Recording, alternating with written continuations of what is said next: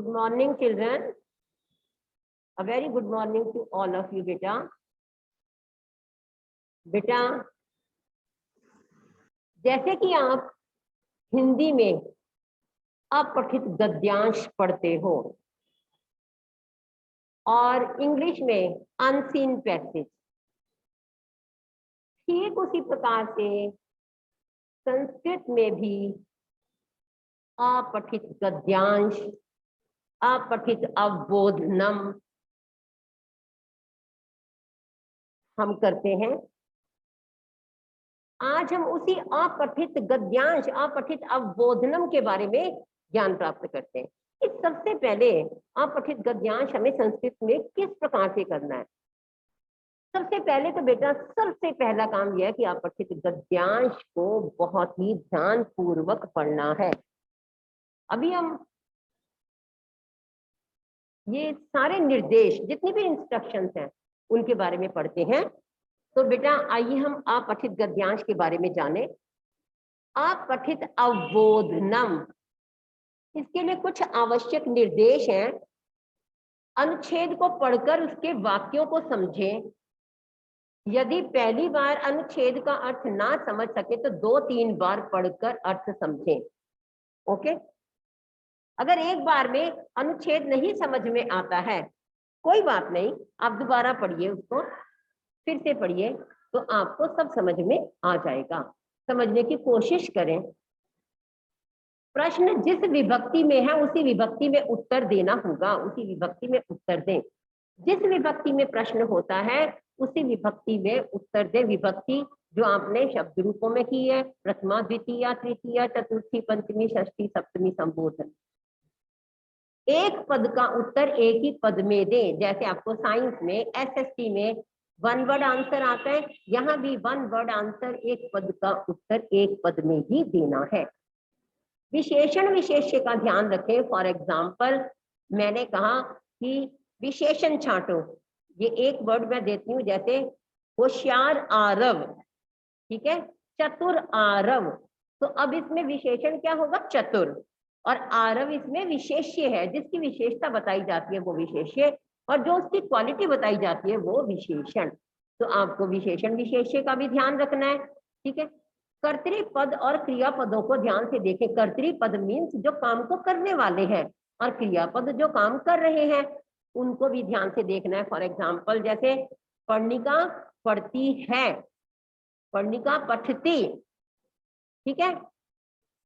अब पर्णिका इसमें क्या है? करता है, सब्जेक्ट, और पढ़ती है क्रिया है। इस चीज का भी ध्यान रखेंगे। अगर मैंने ऐसा प्रश्न पूछ लिया कि पढ़ती है, पठती क्रिया का कर्ता बताओ, तो पठती क्रिया का कर्ता यहाँ पर्णिका हो जाएंगी। पद, अव्यय पदों को पहचाने। अव्यय, अव्यय वो शब्द होते हैं जिनमें परिवर्तन नहीं आता। आपने हिंदी में भी पढ़ा हुआ है, संस्कृत में भी, जो अत्र, यहाँ, तत्र, वहां, उच्चई, जोर से, नीचे, नीचे, ऐसे शब्द जो हैं जिनमें लिंग वचन कारक के कारण परिवर्तन नहीं आता, वो अव्यय पद होते हैं, उनको भी पहचाने। पदों की उचित विभक्ति, धातु, प्रत्यय व लकार देखें। और ये सब पदों की उचित विभक्ति, धातु, प्रत्यय और लकार, ये भी हमें ध्यान से देखने हैं। विलोम शब्द, पर्यायवाची शब्द, जैसे हिंदी में हम करते हैं, वैसे इसमें भी हमें ध्यानपूर्वक चुनने की आदत बनानी है। अब देखिए पठित गद्यांश जो कि सॉल्व किया हुआ है, हम उसी को पहले एक बार पढ़कर रिवाइज करते हैं। ये मतलब हम जानते हैं कि किस प्रकार से हमें आंसर देने हैं। देखिए नीचे कुछ गद्यांश और उन पर आधारित प्रश्न उत्तर दिए गए हैं, इन्हें पढ़िए और समझिए। अब हमारा गद्यांश है, एकम उद्यानम अस्ति, उद्याने अनेके वृक्षाः पादपाः च सन्ति, पादपेषु सुंदराणि पुष्पाणि विकसन्ति, बालकाः बालिकाः च आनंदेन क्रीडन्ति, उद्याने एकः तडागः अपि अस्ति, तडागे मीनाः कच्छपाः मकराः च तरन्ति, तडागस्य जले कमलानि सन्ति, उद्याने पवनः शनैः शनैः वहति, जनाः सुखेन भ्रमन्ति। एक बार हमने पढ़ा, हो सकता है किसी बच्चे को नहीं भी समझ में आया हो, तो कोई बात नहीं, दूसरी बार पढ़े। इसकी हिंदी करें, इसकी हिंदी देखिए, एक उद्यान है, बगीचा है, बगीचे में अनेक वृक्ष और पौधे हैं, पौधों में सुंदर सुंदर फूल खिलते हैं, बालक और बालिकाएं आनंद से खुशी से खेलते हैं। उद्यान में, बगीचे में एक तालाब भी है, तालाब में मछलियां, मगरमच्छ और कछुए तैरते हैं, तालाब के पानी में कमल है, बगीचे में हवा धीरे धीरे चलती है, बहती है, लोग सुख से घूमते हैं। ये इसकी हिंदी भी हमने करके देखी।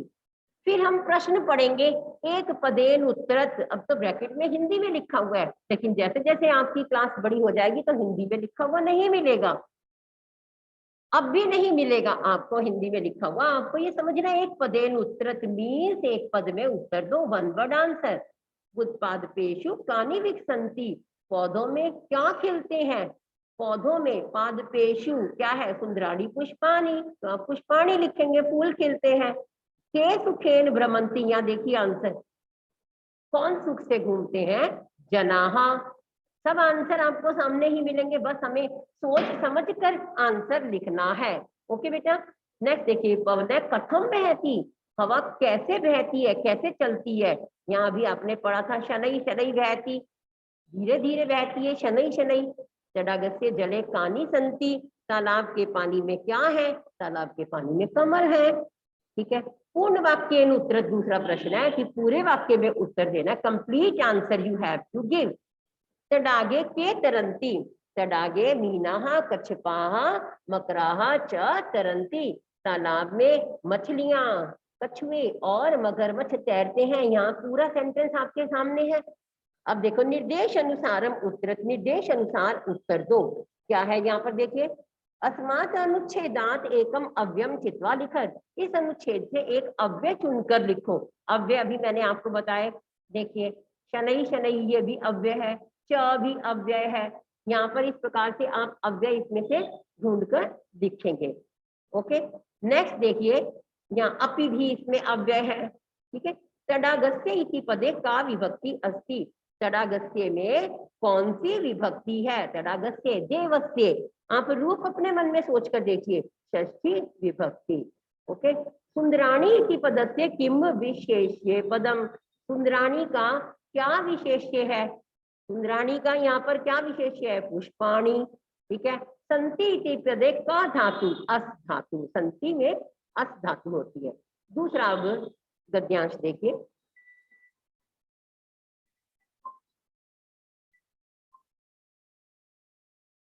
अधुना प्रभात वेला अस्ति, आकाशे सूर्यः उदयति, अंधकारः नश्यति, सर्वत्र प्रकाश एव प्रकाश अस्ति, खगः आकाशे इतस्ततः उत्पतन्ति, वृक्षेषु वानराः कूर्दन्ति, जनाः प्रसन्नाः भवन्ति, ते उद्यानेषु भ्रमन्ति क्रीडन्ति, व्यायामं च कुर्वन्ति।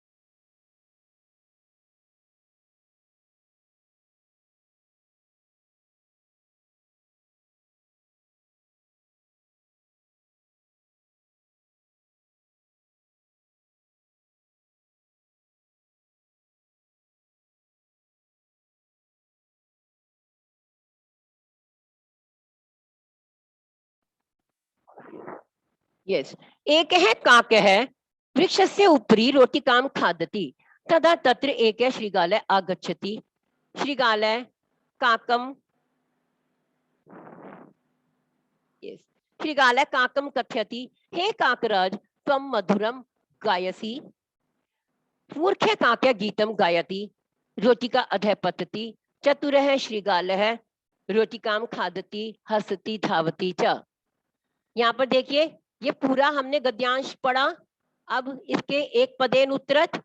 वृक्षे क तिष्ठति काकः, क तत्र आगच्छति, कौन वहां आता है, श्रीगालः।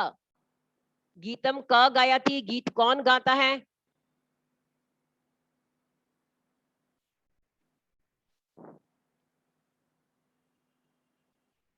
यस, गीतम क गायति, कौन गीत गाता है, काकः। कौवे को गाना तो आता नहीं है लेकिन गाने लगा। को रोटिका कुत्र पतति अधः, अधः मीन्स नीचे, रोटी नीचे गिर गई। और अब देखिए पूर्ण वाक्य उत्तरत, पूरे वाक्य में उत्तर दीजिए। श्रीगालः काकम किम कथयति, श्रीगाल ने कौवे को क्या कहा, क्या कहता है। श्रीगाल कौवे को क्या कहता है, हे काकराज त्वम मधुरम गायसी। यहाँ पर देखिए आपके गद्यांश में, हे काकराज त्वम मधुरम गायसी, तुम मीठा गाते हो। ठीक है, नेक्स्ट, निर्देश अनुसारम उत्तरत, निर्देश के अनुसार उत्तर दीजिए।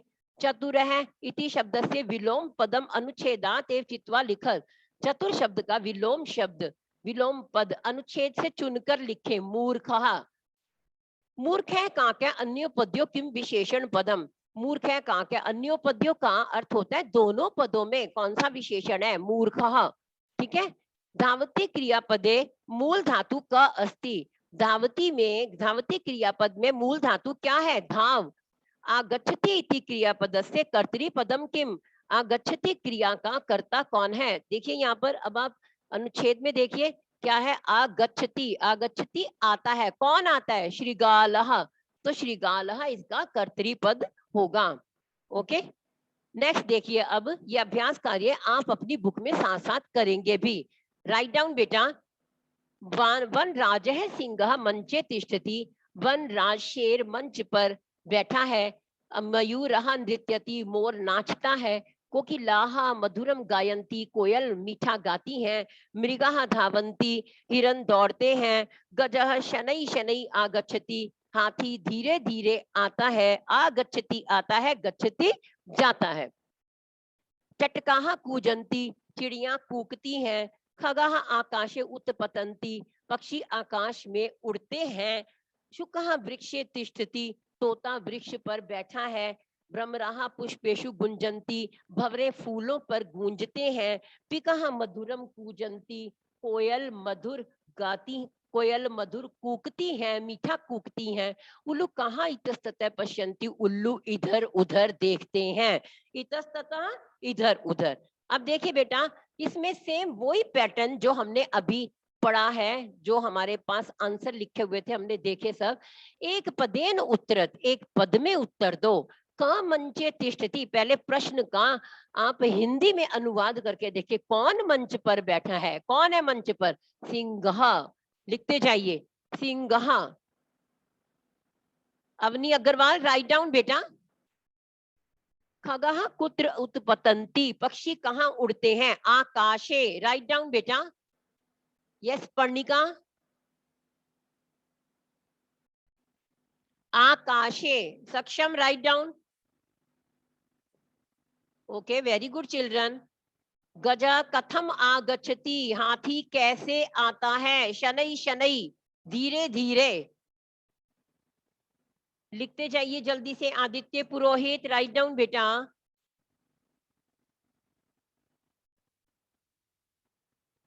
Those are not having books, they will be writing on notebook. Okay बेटा, वैसे तो सबके पास होनी चाहिए बुक। मैंने स्टार्टिंग में ही आपको पेज नंबर बताया और ये कहा कि अपनी बुक्स ओपन करिए। You are in home.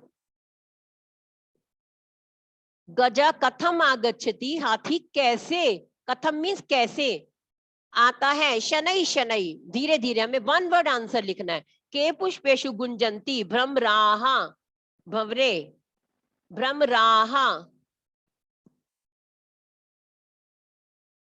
Next देखिए, पूर्ण वाक्येन उत्तरत, पूरे वाक्य में उत्तर देना। इंस्ट्रक्शंस को जरूर पढ़ेंगे मेरे बच्चे। ओके। हरिणाहा इति अर्थे किम पदम प्रयुक्तम, हरिण की जगह इस अनुच्छेद में, इस गद्यांश में कौन सा पद प्रयुक्त किया गया है। हरिण का पर्यायवाची ढूंढेंगे आप गद्यांश में से। मृगाहा, लिखिए मृगाहा। तिष्ठति इति क्रियापदे क धातु, तिष्ठति क्रिया का मूल धातु क्या है? स्था। जब आपको मैंने बुक में पढ़ाया उस समय भी आपको बताया कि मूल धातु हमेशा आपको अपने दिमाग में रखनी है। तिष्ठति की मूल धातु स्था। कोकिलाहा इति पदस्य किम पर्याय पदम अत्र प्रयुक्तम, कोकिला के लिए कौन सा पर्याय पद यहाँ गद्यांश में प्रयुक्त किया गया है।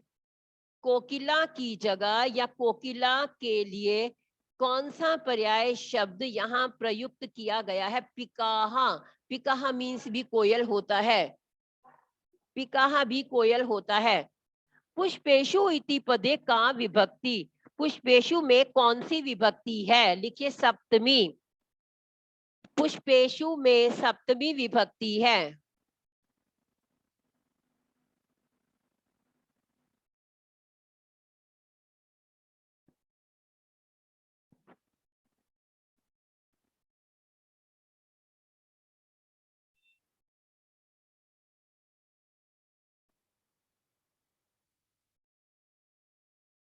नेक्स्ट लिखिए,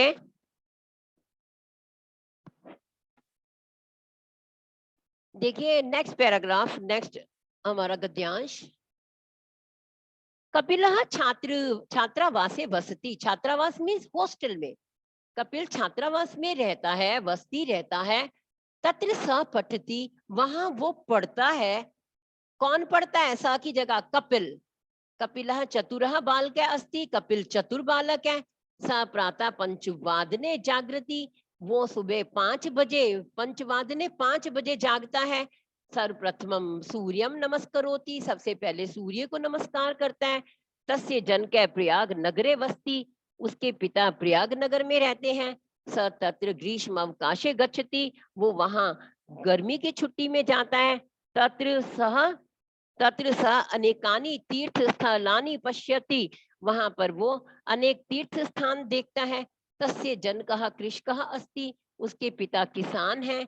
स स्वजनकेन स क्षेत्रम गच्छति, वो अपने पिता के साथ, क्षेत्रम मीन्स खेत को जाता है। स कठिनम परिश्रमम करोति, वो कठिन परिश्रम करता है। कपिलः मेधावी छात्रः अस्ति, कपिल मेधावी, मेधावी मीन्स बुद्धिमान, बुद्धिमान छात्र है। यस अब देखिए, आपने सारा गद्यांश पढ़ा, उसका हिंदी भी जान ली, तो आपके दिमाग में थोड़ा सा ये बैठ गया कि इस गद्यांश में क्या क्या है। एक पदेन उत्तरत, एक पद में उत्तर दो। रिकॉर्डिंग।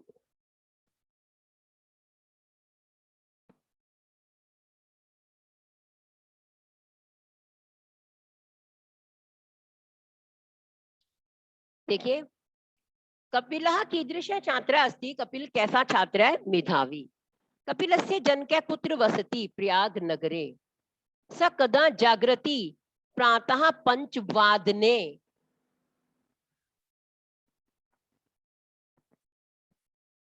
ठीक है। कपिल ग्रीष्म अवकाशे कुत्र गच्छति, कपिल गर्मी की छुट्टी में कहाँ जाता है? प्रयाग नगरम। अब पूर्ण वाक्येन उत्तरत, कपिलः केन सह कुत्र गच्छति, कपिल किसके साथ कहाँ जाता है? कपिलः स्वजनकेन सह क्षेत्रम गच्छति। यहाँ पर देखिए, स की जगह कपिलः, हमने कपिल की जगह स सर्वनाम लगाया था यहाँ गद्यांश में, लेकिन स की जगह अब कपिलः लिखा हुआ है। कपिल अपने पिता के साथ खेत को जाता है। सारे आंसर आपको गद्यांश में से मिल जाएंगे। नेक्स्ट देखिए,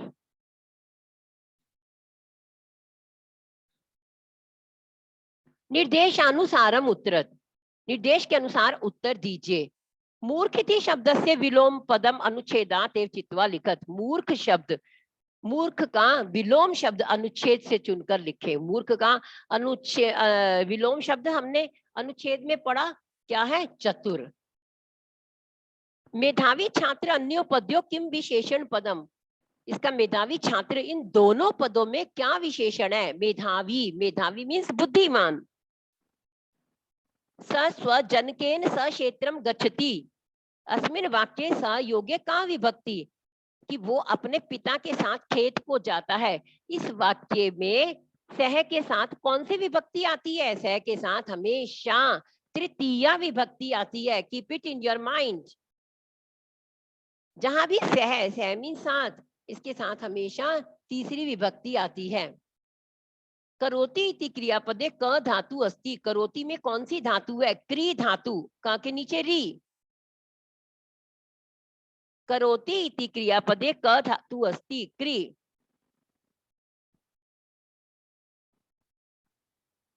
तो बेटा आज हमने ये गद्यांश, आप पठित गद्यांश किए, इनको आप बार बार से पढ़ोगे तो आपको बिल्कुल अच्छे तरीके से समझ में आ जाएंगे। उसमें किसी भी प्रकार की कोई भी प्रॉब्लम नहीं होगी। बस इतना है कि गद्यांश एक बार ना समझ में आए तो दूसरी बार तीसरी बार पढ़ो, उसकी हिंदी करके देखो, सारे आंसर आपको गद्यांश में से मिल जाएंगे। बस समझने की कोशिश करनी चाहिए। ओके बेटा।